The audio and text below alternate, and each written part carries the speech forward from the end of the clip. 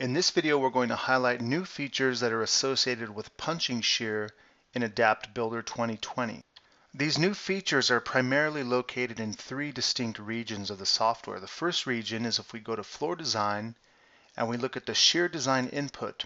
The Shear Design input has now been reorganized to be more user-friendly, more efficient, and to just categorize in like selections for punching shear or two-way shear checks.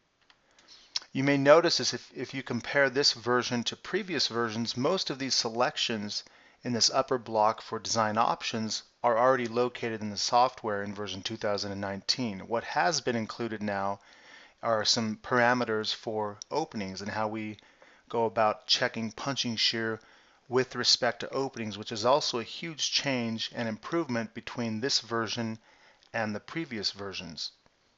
Now we want to define the two parameter inputs here for openings. There's radius of detection and there's also maximum reduction per face of support.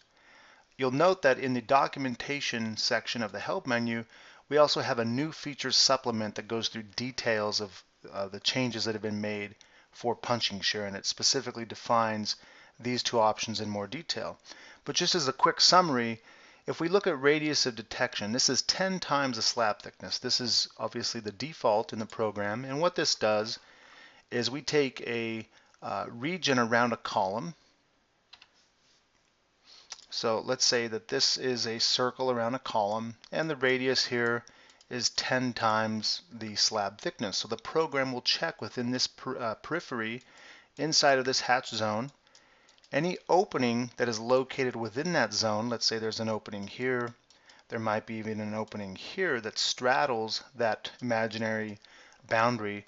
Any opening that's within or straddles the boundary will be considered for punching shear. So in this case, the program would generate critical sections. Let's say there's a critical section here, and we take basically zones off of this column center, and the location of the opening or the critical section that passes through the opening or conglomerate of openings would be discounted from the critical section that passes through it.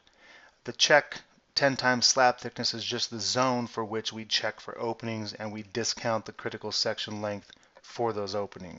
We're going to go back here to Shear Design and look at the second option, which is maximum reduction per face of support. That's 90% in terms of the default setting.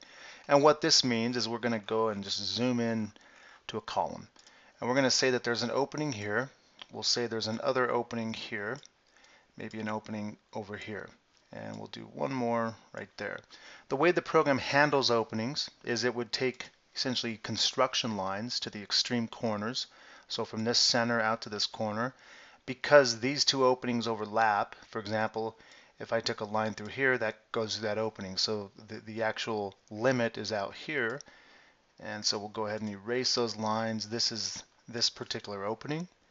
And we have also this opening, construction line here, and right there, let's say.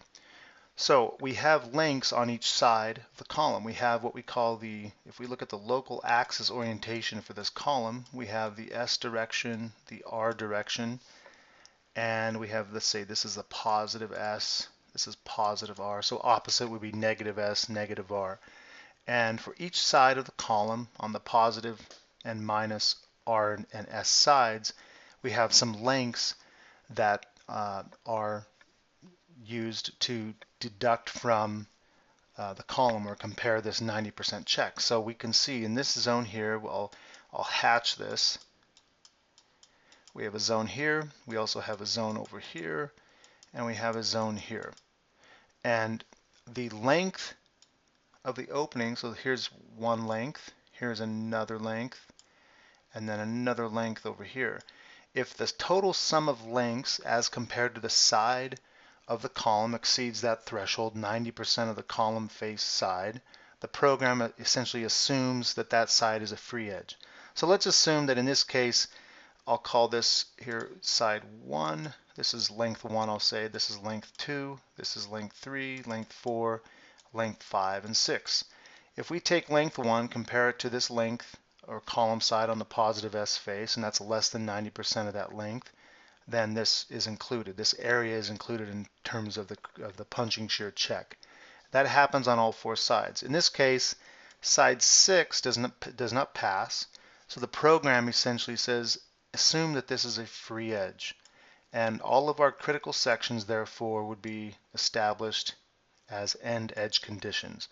The nice thing is the program does contain new options in the property grid for the user to modify that and to say, well, I don't want this to be assumed a free edge. I want to ignore that, and I want the program to check all four sides. And there is a way to do that in the property grid, which is our next area that improvements have been made. Now you'll notice a couple of things that are missing in Shear design if you were to compare this to the previous version. Number one, the stud diameter or stirrup size is missing in this dialog. In previous versions, that was a global setting. In the new version, you have the ability to change that per column. So that's been removed from this particular location.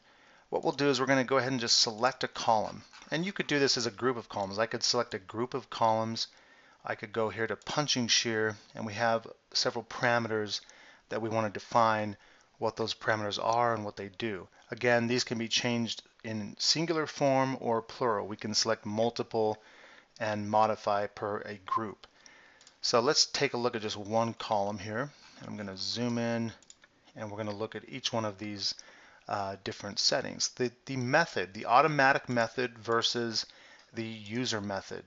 Automatic method just simply means the program categorizes the columns as it previously had done in other versions. Interior, which is a four-sided critical section, end or edge, which is a three-sided critical section, or corner, which is a two-sided critical section. So this really behaves just like you would, as it would behave in version 2019 or 2018. If the user wants control over what sides participate in the punching shear check, we can always change this to user. And now the user can say, I want, even though this is an interior condition, I want to only make it a three-sided or end edge condition where you define which sides participate. In this case, the negative S face does not participate. So that means that we're assuming this is a free edge and our critical sections are established on the positive and negative R and the positive S side. The next option here, we're going to go back to auto, is the program will show us what condition has been selected per the automatic method. So this is just read only. It just tells us what particular condition this column is. That can also be done graphically from the result display settings. And in the result display settings for punching shear, in this area here, we can show that as well. So we'll come back to that also. Let's go back to this column, and we have precompression. For ACI, the amount of precompression is used in the calculation of the two-way shear capacity of a column. Now the program in previous versions has always defaulted to the minimum lower bound precompression of 125 psi or 0.125 ksi. The user now has control over specifying how much precompression should be used for a particular column and that particular column check. So one workflow would be if the user analyzed the slab, there were tendons in the slab, and the user went through and checked the precompressive stress, you could determine what the precompression is at this column on the four different sides and maybe take the lower value of those four sides and enter that value here. It still requires a user to enter the value, but the program now gives the ability to override that value. The next option is reinforcement type. Studs or stirrups. This is the selection that was actually pulled out of the shear design options.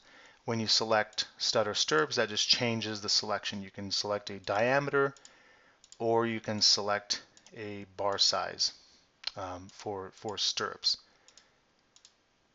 We'll go back to studs. Number of rails per side. When the reinforcement type is selected as studs, the user can now define how many rails per side you want to use in the R side and the S side of the column. The R side is the side, again here are our local axis orientation. R side would be this side, S side is this side, and this is plus and minus. This really is for plus and minus sides for either of the column directions.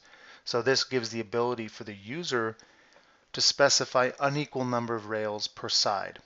And again, that's another selection that was made in Shear design in previous versions that has been pulled out of here because now it's a local setting versus a global setting. It gives user more control over specifying those particular values for each unique column size that you might have in a model. The next option is spacing of studs. Again, this is something that has been in previous versions. It's just reorganized as a local setting versus global. Calculated means that the program will output the reinforcement in zones. If you have, for example, 5 studs at 2 inches, 6 studs at 3 inches, 10 studs at 4 inches, the program would output those graphically and also in a report from report, punching shear, reinforcement. Those would output those as groups of reinforcement or zones of reinforcement along a rail. If you use uniform, the program essentially normalizes the studs. It takes the total length of the stud per calculation and it takes the minimum spacing. So you always will get more studs with a uniform setting versus calculated. It's a conservative approach. It's just a way that the program takes and makes those studs and the uniformity in the spacing. The next setting is also read-only. This will change over time where a user can modify this whether or not they want to have the openings participate in the punching shear check. Right now this is always set to auto. You can see this selection, it doesn't give another option. It just automatically considers openings. If you do not want the punching shear check to consider an opening, for example, if I model an opening here at this column, and let's say this kind of gets qualified as an opening based on that 10 times the slab thickness check, I could always take this opening and right click and disregard it to ignore it in the check. So there are ways to eliminate openings from the punching shear check before you actually run it, aside from changing it inside of this dialog. The final thing is also read only. It's the total angle. This really just reports the total angle for those zones where we have openings. So earlier I was kind of showing these wedges or these zones where we had participation of an opening where we would deduct from the critical sections. And if we look at those zones and say, okay, this is the hatched region that we're going to discount as we move away from the column, the program really just reports counterclockwise from the positive R axis. We basically report the location or the angle of those construction lines. So if we were to look at this angle here, the program would report these angles here that essentially are used to calculate the lengths that we deduct from the critical section. The last thing that I'll show are graphical reporting enhancements. So let's go ahead and run this model. We're going to go back and I'm going to analyze the structure. It's already been meshed. We'll just analyze for the group of combinations. After we analyze and save the solution, we're going to go directly to floor design. We would go into shear design. We would set up our punching shear options and our opening options. If you wanted to set the reinforcement for columns, let's say I want to set this group of columns, for example, to a particular size of reinforcement. So I'll select that group and I can modify, for example, I might change this to 3/4 inch diameter studs, and maybe I want to use, you know, a 3 and 2 configuration for number of rails per side. Once we set up our specifications locally to each column, then we can go through and we can run the punching shear check. So we'll execute the punching shear check. In the result display settings dialog, the result browser as it's informally called, we'll go here to punching shear. I want to check a strength combination. So let's either do a strength combination individually, or we could also envelope the strength combinations. Once that's selected, we can come back, and as was done in previous versions, we can check the status. One thing that's new is the stress ratio. The stress ratio now reports a couple of things. Number one, it reports the governing combination that produces the maximum stress ratio. Now this combination is not just for, or this number is not for a sequential index of only the strength combinations, it's for all combos. So if I go to load combos, The first combination is really a service combo. The second one is also service. So the third one is strength, dead, and live. That is the governing combination. And the governing critical section that produces that ratio is shown as critical section 1, which is typically almost always true for punching shear in these slabs. So the first critical section obviously has the least perimeter length. In some cases, if we had the drop panel, imagine this is a drop panel, the governing critical section could actually be the first critical section outside the face of the drop panel. So this does not always mean that one will control, but it's fairly common without a model that does not include drop panels or drop caps. The next option is condition. The condition will report the effective depth of the first critical section. So this is just gives you an idea of what that effective depth is for the first section at d/2 from face of column is. And then lastly, if we look at the reinforcement output is similar to what it's been in the 2019 version. If you have any questions about these new enhancements for punching shear, please contact us at adaptsupport@risa.com. Thank you.